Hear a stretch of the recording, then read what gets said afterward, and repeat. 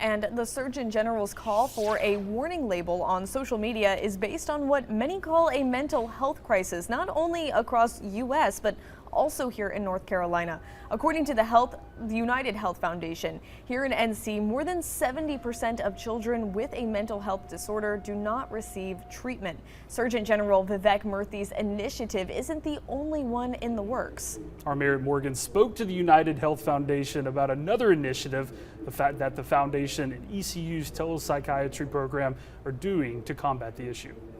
The teen mental health crisis. There's a greater focus on mental health, particularly given the rising prevalence that we've seen here in North Carolina. I think the data is sobering. 9% of our children ages 3 to 17 years old have experienced either anxiety or depression. A crisis that faces many challenges.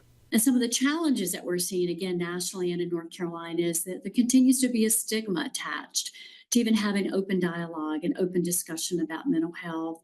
And then also we continue to see a shortage in the number of healthcare professionals that are providing behavioral health services, which really means there's an access issue. Which is why United Health Foundation and the East Carolina University for Telepsychiatry and eBehavioral Health are partnering with a 3-year, $3.2 million grant to combat the issues. I screened a large number of children, over 10,000. 1,800 showed mild to moderate level of anxiety.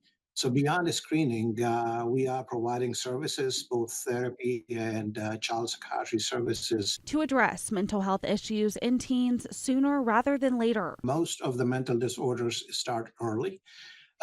And about as many as 75% of people who have mental disorders would have had their first episode of that illness by age 25. Anxiety, depression, and when people having difficulty managing stress in relationship. Through creating a holistic and effective approach when treating children. Mental health for children includes mental, emotional, behavioral well-being, and that provides the launching pad for how they think, feel, act, and how they handle stress.